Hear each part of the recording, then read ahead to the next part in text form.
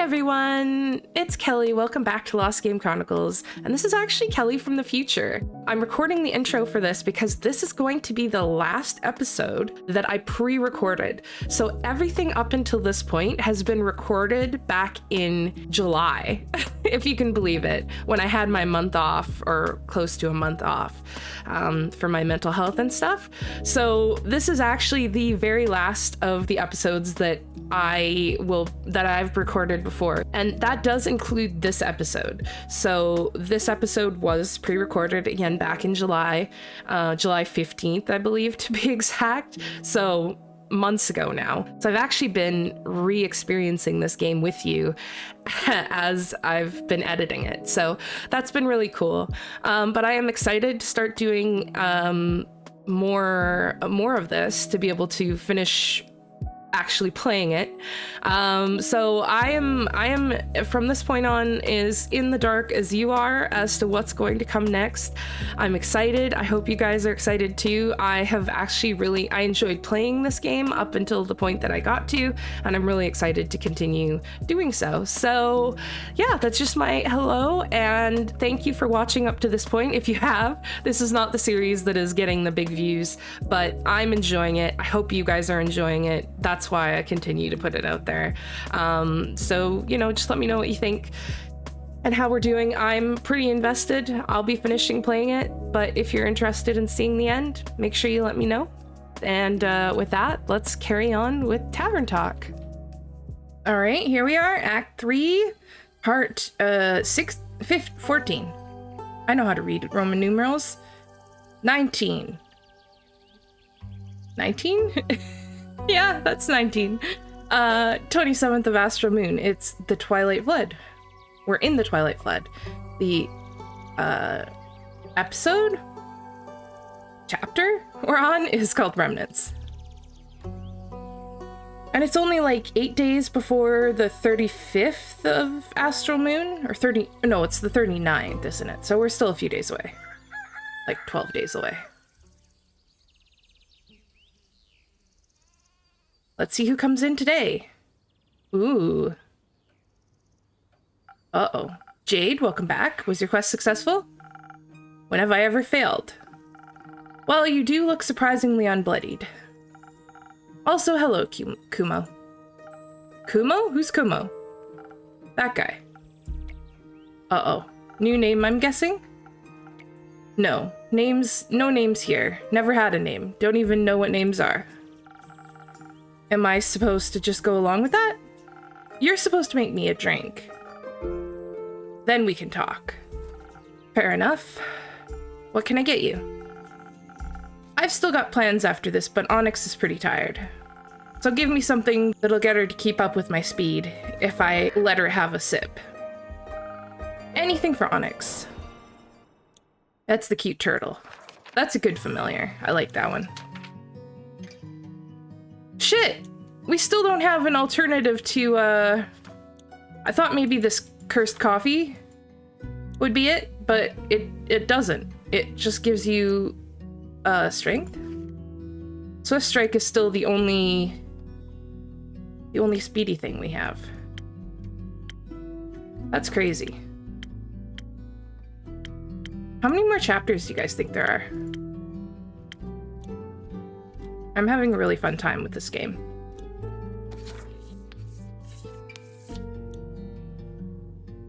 But I have the sense that it's gonna start to wrap up soon. 1, 2, 3.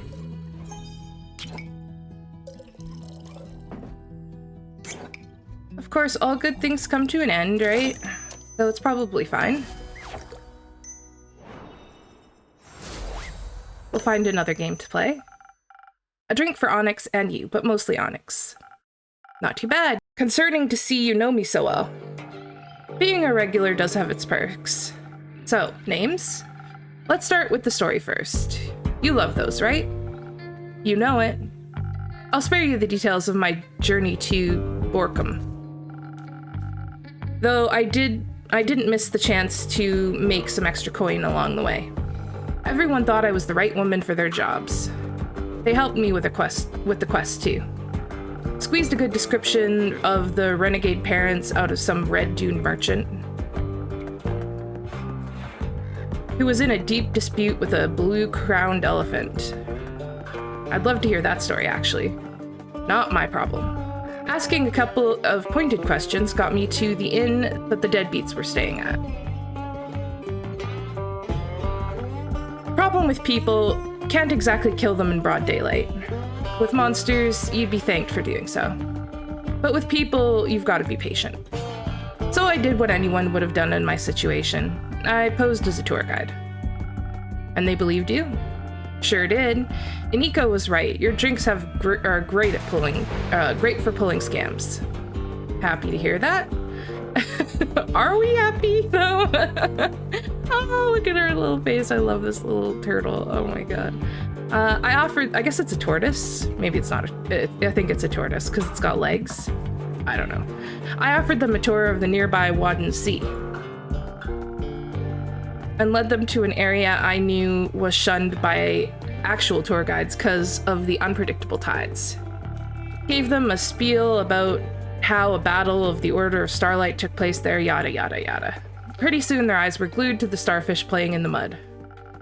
It was the perfect opportunity to get it over with quickly. Obviously I wasn't going to kill them just then. They needed a chance to run, but I had to scare them first. I raised my spear right up above my head and was about to go for a warning strike when I heard this singing sound.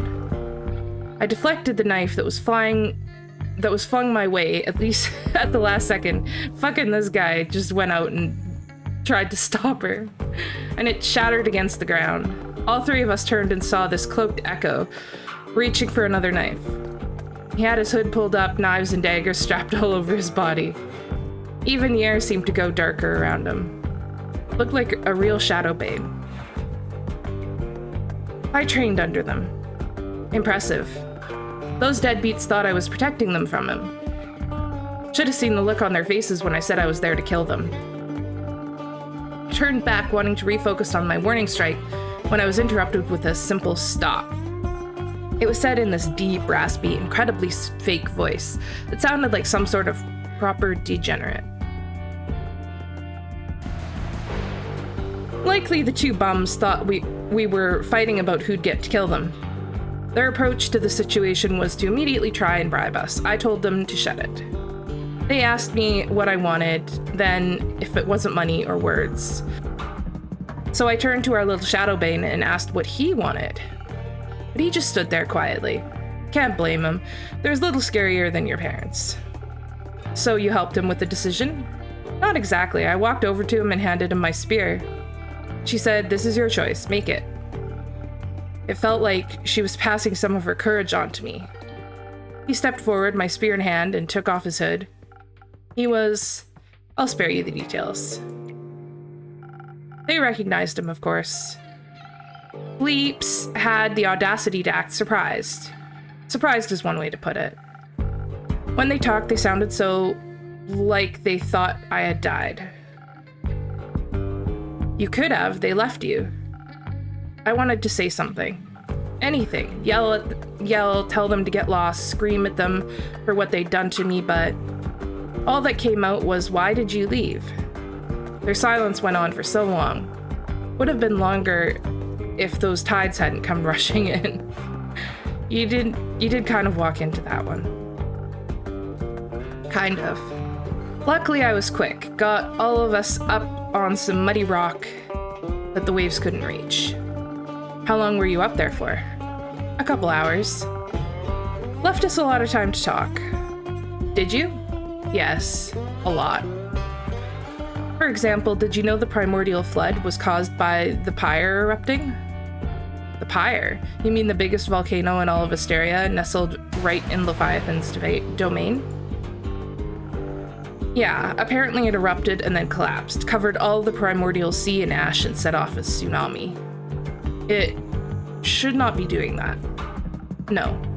Do you think powerful magic was afoot? Probably not. What use is a giant tsunami to anyone? Maybe they wanted to be wet? Probably not. Are tsunamis and their causes all you and your parents talked about? No. Mostly we talked about the leaving thing. They said not a day went by when they didn't regret what they'd done. I asked why they didn't come back then. They didn't have an answer for that. Mom said she was proud of my knife-throwing skills, though. I never thought they'd apologize. They owned up to all of it, as awful as it was. I mean, apologizing is really not good enough. Like, I thought maybe this would end in, like, they thought he was dead and he thought they were dead or something. But, like, sorry we abandoned you, but we felt bad about it. Like, not that convincing. I hadn't planned for that. They wanted to make up for everything and be a part of my life. They also said it was up to me and what I wanted. What do you want? A family. Is that stupid? No, it's not. So you forgave them? No, not yet. I have to see if they actually mean what they said first. I can't trust them right now. We don't really know each other anymore. Who knows if we'll even get along. But they did say that they want to get to know me, and I think I might like that too. They're just so different. It feels like I'm angry at people that don't exist anymore. You're still allowed to be angry. Even if they change, they hurt you. Neither forgiveness nor forgetting is required. It just feels unfair, like I'm harboring resentment for ghosts. But I'll try to be honest with them. I owe that to myself. Plus, Jade threatened to decapitate them if they ever hurt me again. They'd stand no chance. None. Could I have a drink now too? Sure, let's trade. Right. A joke? No, a name. I assume Jade didn't know you as Kumo before your parents didn't... As Kumo because your parents didn't call you that. Correct. What did they call you then? I'm not. I'll trade you my name. Just give the guy a drink. Your first name? Those are quite precious to Maida, right? Very. But I'm not joking, I'll trade it. I'm listening. Ulyssia. It's beautiful. I don't respond to flattery. But thank you. It's definitely better than mine. Yours fits you. It does not. If you say so. So, not Ulyssia. What would you like in exchange? See, this is again with the name trading thing. It's weird. Something that'll stop me from choking on my words. In case I have to do more of this emotional thing. I've definitely got something for that.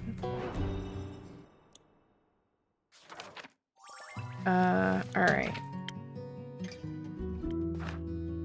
I always like to give this guy a spoken heart because it seems to be his favorite. So we'll give him 3 drops of charisma and one of these and one of these. Whoop. Whoosh. And it's a spoken heart.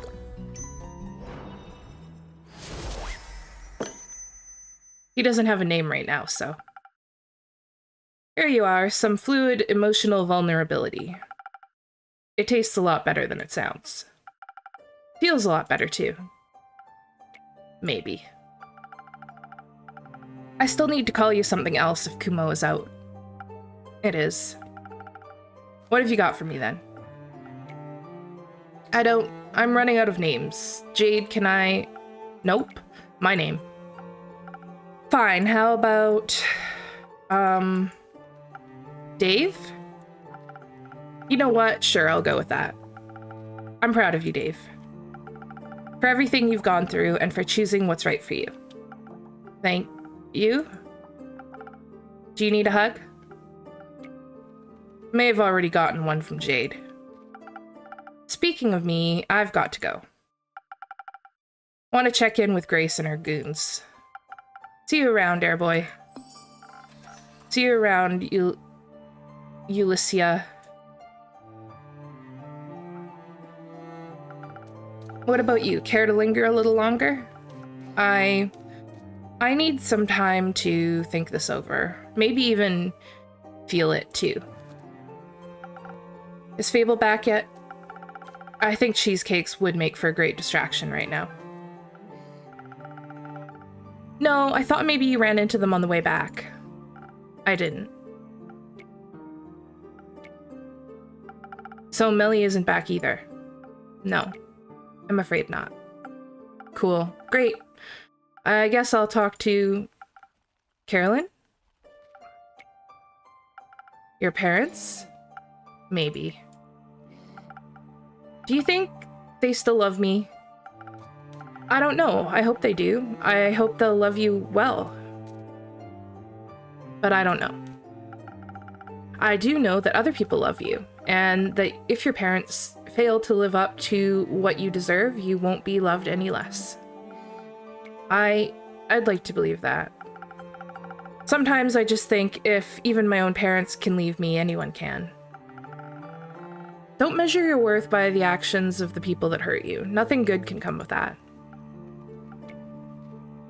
I'm very thankful to have met you. Anyway, I'm also part of the night, or whatever. I must go. Farewell. Bye, Dave. Feel better. Oh, another kind of short day, actually.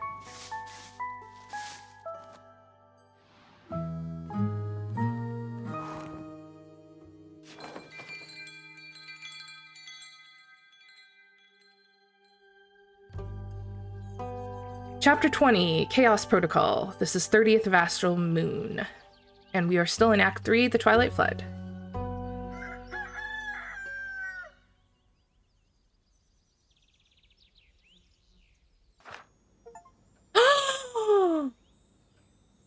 She's back! Innkeeper, surprise! Nice to see you're back. Is Fable with you? No? Should they be? They were looking for you. They aren't a very good detective then. I'm happy to see you're well, Melli. Everyone was very worried about you. Why? I'm great at taking care of myself. You are, but where have you been all this time? Investigating things, obviously, like the flood. My investigation led me to Morlia. Or more like, they did. Nico, Voy, and Hex, I mean. I followed them to Morlia. They were talking about mysteries and puzzles, and I'm trying to solve a mystery, so I couldn't let the opportunity pass me by. You're very lucky. People usually pay a lot of money to spend time with me. Why?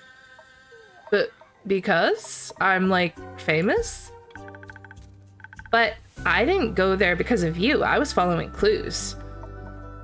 Okay. I stayed outside. My case isn't about a wizard, not this time. Where's Hex anyway? You know, doing wizard things. Like studying? Yeah, it's giving depression, TBH. He immediately wanted to check out the spells we found. Though he seemed pretty disheartened.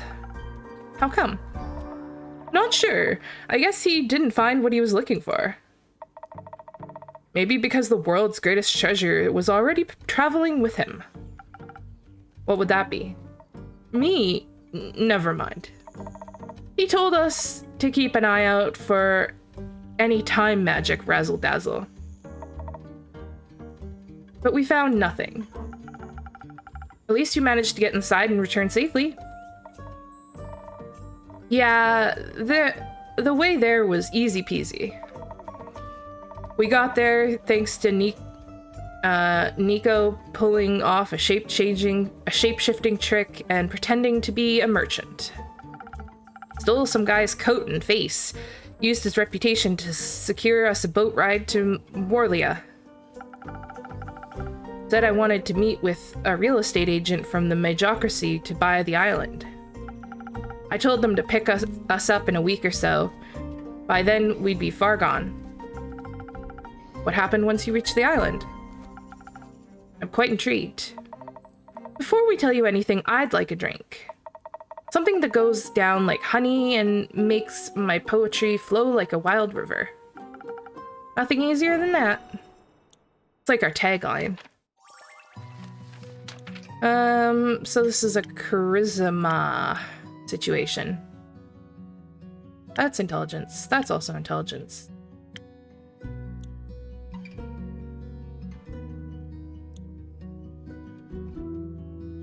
Should we do a sunny breeze?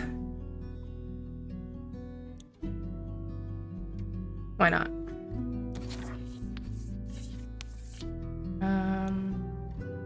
Looks like we still maybe got one more space for another, or possibly even two more spaces for infusions.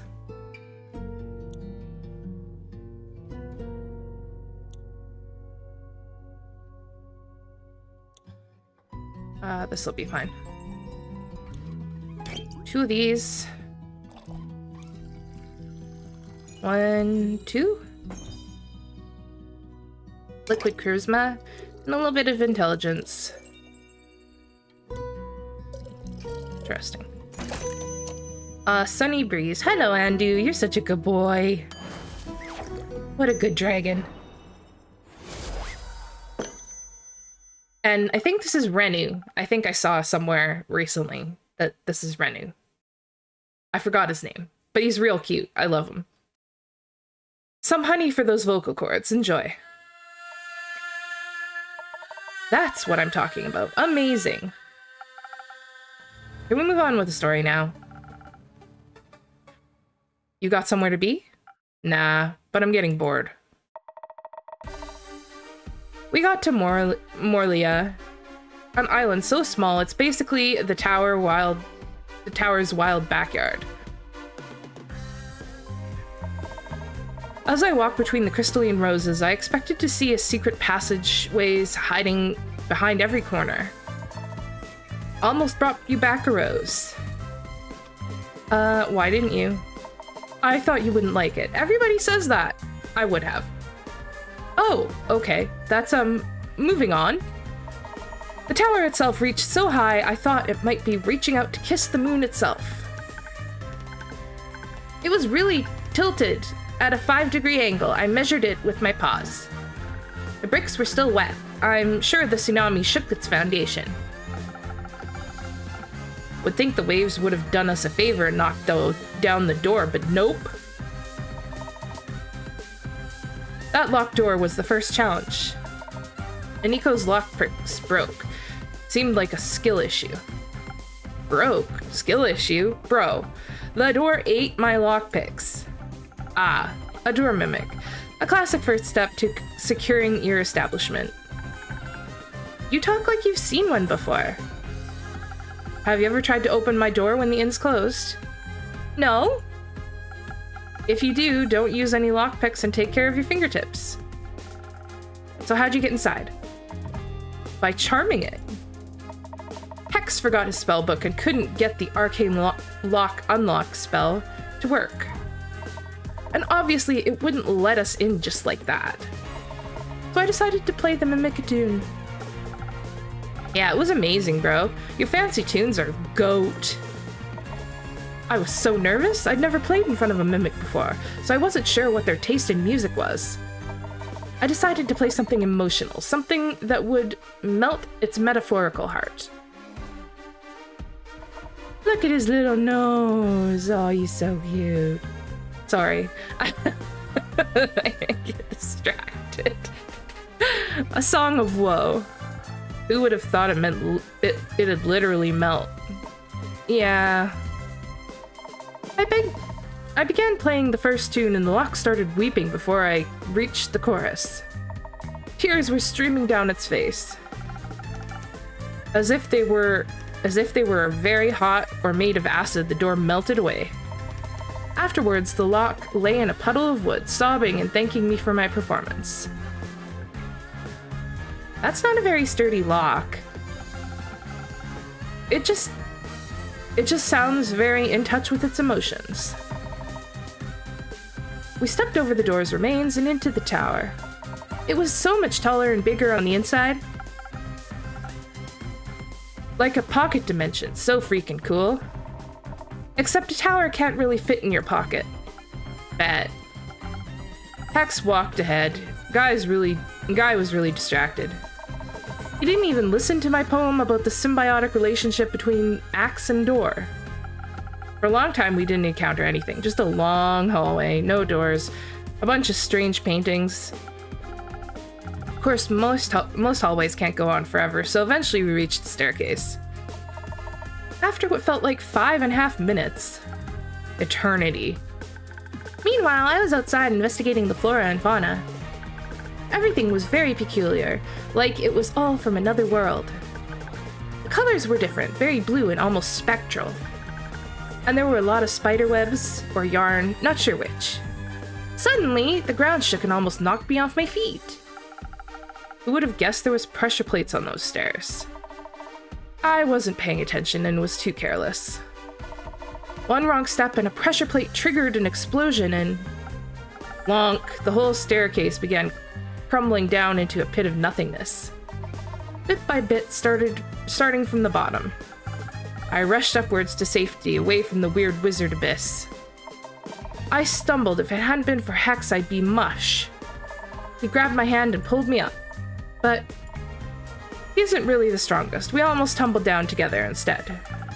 I figured I couldn't leave them to fall to their pathetic destiny. So I zoomed down and grabbed Hex by his collar and pulled them both him and Voyboy back up. Thank you for saving us, Nico. No problem, Voyboy. Don't get used to it. Didn't you expect a trap like that? After all, a great wizard would want to protect their treasure. I guess we were a little distracted by all the gold hanging from the walls. The staircase ended in a wondrous library that spiraled endlessly higher around the tower's inside walls. We lost Hex at the bottom and a few rows of books. A lot of them were drenched. Didn't seem like the tower was waterproof. There was still primordial water dripping from somewhere above. We couldn't make out the ceiling. Tried to reach it, though. The second-story spiral staircase library had 3 paths leading away. Each path ended in a door, and all 3 doors were locked and marked, with runes or paintings or rusty locks. I got sucked into the bottom of the library's beautiful murals. Each of them depicted a different story. One of them was a mosaic of mirrors. That one was my favorite. Watching Hex look at books was like reading a thriller. Almost every book was rigged with a trap, but he figured out the pattern quickly. Something, Fibonacci, I don't know. Once I was able to pry myself away from the murals, I started looking for spell things. I knew Hex was most interested in those, and you know, you help when you can. I didn't. I mostly looked at all the small treasures lying around.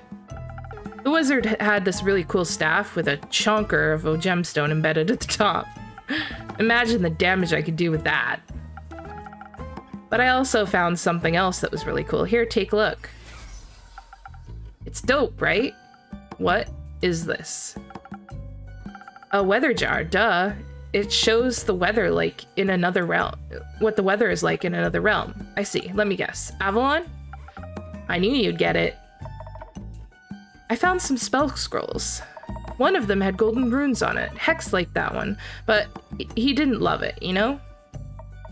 Then, nestled between a few red velvet armchairs, I found a glass case. It had a golden frame and a scroll placed inside, neatly in the middle. The scroll was floating and all that. I knew Hex was looking for more spells, so I called for him. As soon as I mentioned the oddly floating scroll, he came sprinting upwards, staring at the glass case. He already had another scroll tucked into his coat. Honestly, I was expecting him to be carrying half the library at that point. But I guess that would have been too heavy for him. Of course, the stupid glass case was also a puzzle. Had no lock, no lid, no nothing, just glass in a gold frame. The scroll itself was glowing a promising blue. I suggested breaking the glass. Hex gave me his finest death glare. So he investigated the puzzle himself. While they were doing boring side quests, I made sure to stuff my pockets. I found jeweled silver paperweight shaped like a bird that'll make for a great blunt weapon. Hex was too scared we'd destroy the scroll by triggering another contraption, so he suggested we look around in the adjacent rooms. The riddle doors. Hex only had to look at them for a mere second before figuring them out. Apparently, all of those murals and runes were referencing a story hidden somewhere in the library. He made us search for it. It was tricky. We didn't want to trigger the book traps after all. It was like the library knew what would tempt us the most. I kept seeing books about forgotten songs, rare instruments, and romantic poetry. I saw books about burglary and fraud. We even had to tackle you to the ground one time so you wouldn't blow us all up. Who can resist a good scheme? It was kind of exciting. Seeing Hex pop up and down the stairs looking for the right books. First password was password. The second password was passwords past the password. And the third one was passwords past the password's password? You wish, but no. It was 1, 2, 3, 4. Of course. The strongest of passwords. Easy to crack. Good for you. The first room was an alchemy lab, full of apparatuses that I'd never seen before. Most of the liquids had gone dry, but Hex insisted on taking whatever was left along with us anyways. Wouldn't let me taste any, though. The nerd was more interested in the study hidden behind the second door. He really was determined to crack all of that old wizard's mysteries. We helped him where we could, but listen, I only have like 3 brain cells. The soundscape of the tower was kind of depressing. Silence broken only by the dripping of water and creaking of old wood. So I sweetened it with a song. It was very easy to get into the flow with that bomb music, Foyo. Thank you. Hex didn't find a key to the glass case, but he at least found a blueprint showing how it was built. Maybe he can find out how to open it using that thing. That'd be nice. He was pretty beaten up about everything, though. Yeah, couldn't find what he was looking for. Not even in the third room? No. That one was a gym. Didn't know wizards worked out. Maybe it was just a distraction from the hidden vault. Hidden vault? Anything good in there? Oh yeah, more than our arms could carry. A bunch of artifacts, most of them probably cursed. Which makes them even cooler. But Innkeep, you don't even know the funniest part yet. Enlighten me. The whole time the wizard had the spare key to the tower under the doormat. The oldest habit of all time, and we didn't even think about checking for it. I did, but I wanted them to find it for themselves. When they left the tower, I was at the beach with Jade. She had arrived a while ago to pick us up, and I was teaching Onyx new tricks. She helped us heave all the loot into her boat. We couldn't have taken everything with us, so we decided to head back there again another day. There's one thing that doesn't make sense in this equation, though. That would be? Iniko, Voy, and Hex traveled alone. Well, except for me, they're stowaway. Yet, I found a fresh set of footprints on the coast, before Jade ever arrived. Like, there was a 5th person on the island. Maybe someone who was there just shortly before us? I didn't even notice, lol. Just like we didn't notice Melina. I'm I'm sorry for staying hidden for so long. Don't apologize. I think you just proved your skills as a detective. We've got a lot to learn from you. What a story. I can't wait to share it with Archie. I'll be on my way now. Gotta check up on Hex and make sure he didn't accidentally take a book mimic home. You coming with Nico? Sure thing. So long, Innkeep. Goodbye, Innkeeper. Don't miss me too much. I'll try not to. I love those guys. Oh, God. Now it's just you and me, Innkeeper. Indeed. I'm glad you're back. You're making it sound like I was lost or kidnapped. I was just investigating. Without telling anyone? I don't need to tell anyone where I'm going. People care about you, Melli. They get worried if they don't know where you are. Oh. I'm not used to that. But I care about people too, like you. That's good to hear. Aw, little Melli. She's so cute. I fucking love her so much. I was worried she was dead. But she's not. Melli! Hi, Yara! Hi, Dave. Oh, that name is so outdated.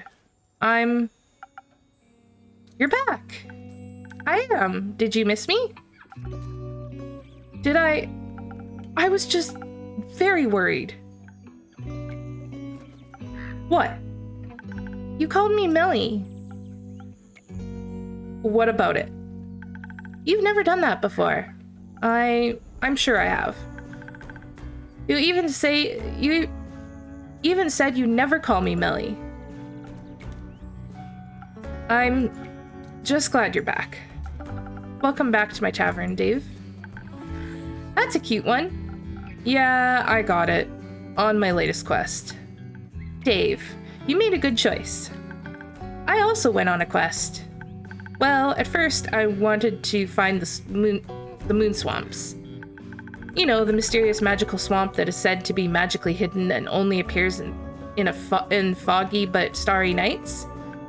I've heard there's somewhere in the moon swamp near the portal to the Twilight chasm. Did you find anything? No. I did find some weird way markers made of bones that seemed to lead somewhere.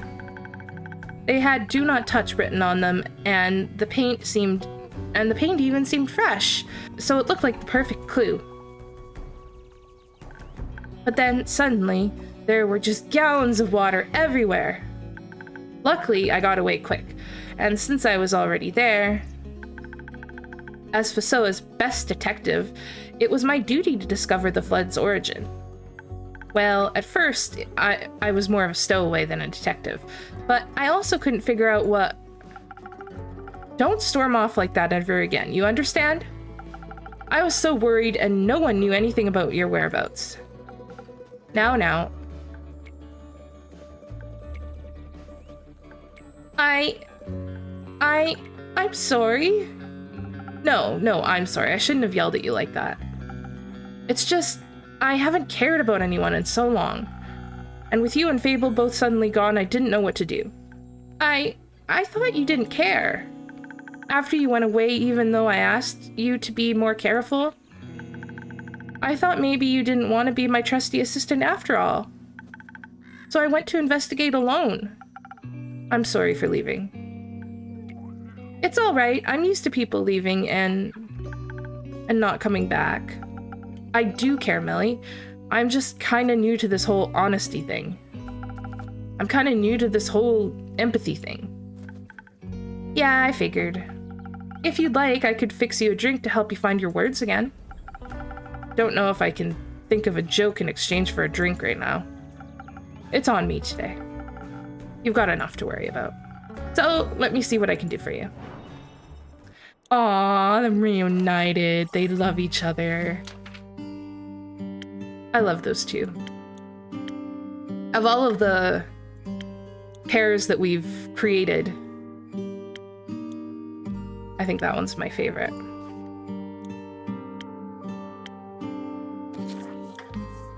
They're just cute. You know? They both have the same origin story, but Melli is like, didn't go edgy with it. She just kind of made the best of it. And she's, you know, she's teaching Dave how to, you know, be a normal human. Or whatever he is, a wind guy. Enjoy your magical liquid eloquence. Doesn't taste half bad. This might actually help. So, your quest. Jade said you were stranded on Morlia. Yep, I followed 3 very suspicious-looking fellows and somehow ended up on that island. Why do I always run into wizards and magic when I'm out on adventures? And traps, magical traps everywhere. Sounds very dangerous. The detective's always seeking thrills.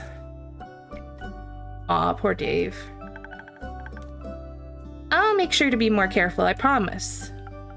It's not about that. I know you know how to take care of yourself.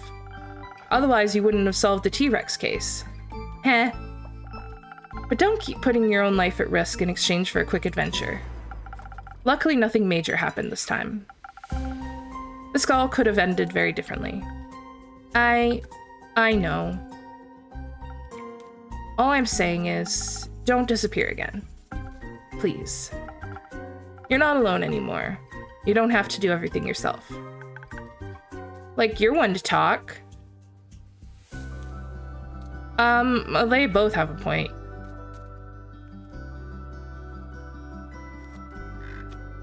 I think we side with Melli on this one, though.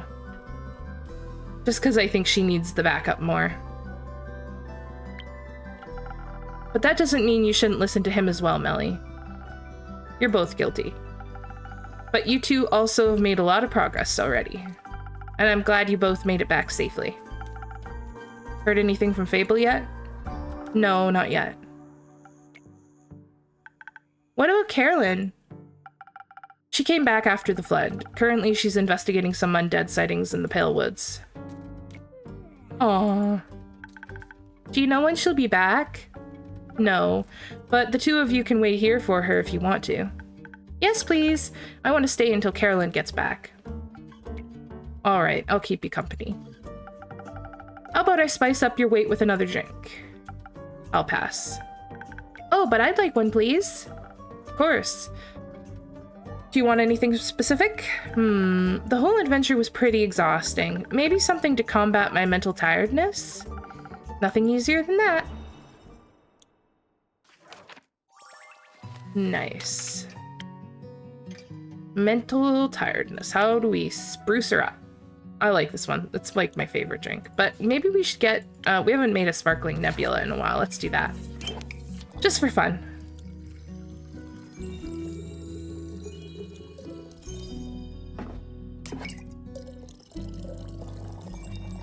Oops. That's wrong. There we go. It's 2 of these. Perfect.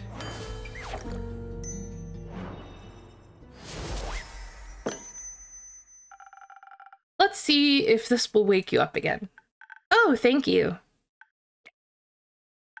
This is delicious. I can feel my synapses connecting. You know, now that I've had some time to think about it, I think I figured out why Hex was so bummed about the loot. Care to share your insight with us? But of course.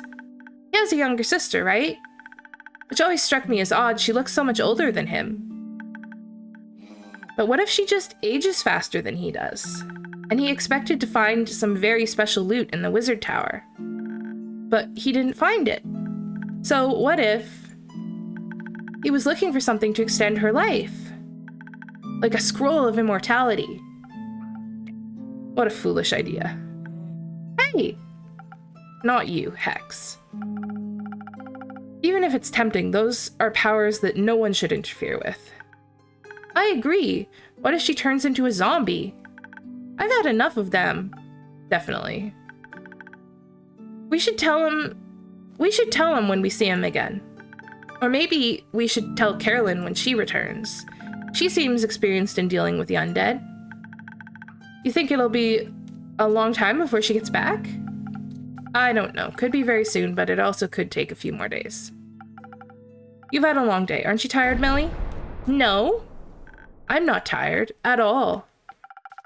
Let's wait a little longer. Maybe she'll show up and Fable with her. Sounds good. Aw. Very cute. Oh, Melli's gone. Did she fall asleep? Yeah. Maybe I should bring her home and wrap this up for the night. That's a good idea. You should get some rest as well. I'll let you know if I hear anything about Carolyn or Fable. All right. There's not much for me to do otherwise. Except care for Melli. She needs you. Yeah, I think you might be right. Good night, Dave. You know... forget about it. See ya. Oh shit, we got that little lightning in the bottle thing. I didn't actually notice that go up in the inn, but we do have that now. The bottle with the weather from the other plane. That's cool.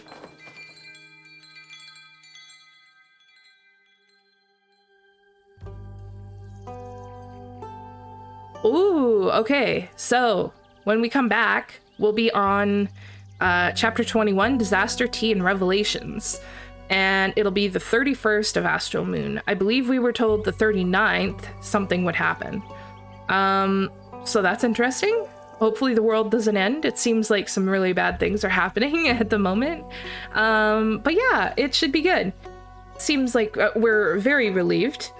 Personally, I'm very relieved that Melli is back. I don't think characters die in this game. It doesn't seem like. It seems like there are good and bad outcomes, kind of, but like not like, you know, life-changing ones where people die. That was pretty good. Melli's back. We've got Dave, I guess, reunited with his family. Yeah, stuff's going well. We haven't seen the vampire guy in a really long time. We haven't, Kyle. We haven't seen Tia and the guy with the muscles for a really long time. And it's been a while since we've seen Fable as well. So hopefully Fable is okay. They're just out there, you know, having a solo adventure somewhere. And that we didn't accidentally get our friend killed. And yeah, I guess we just see what happens. Thank you so much, and I will see you guys in the next one. Bye!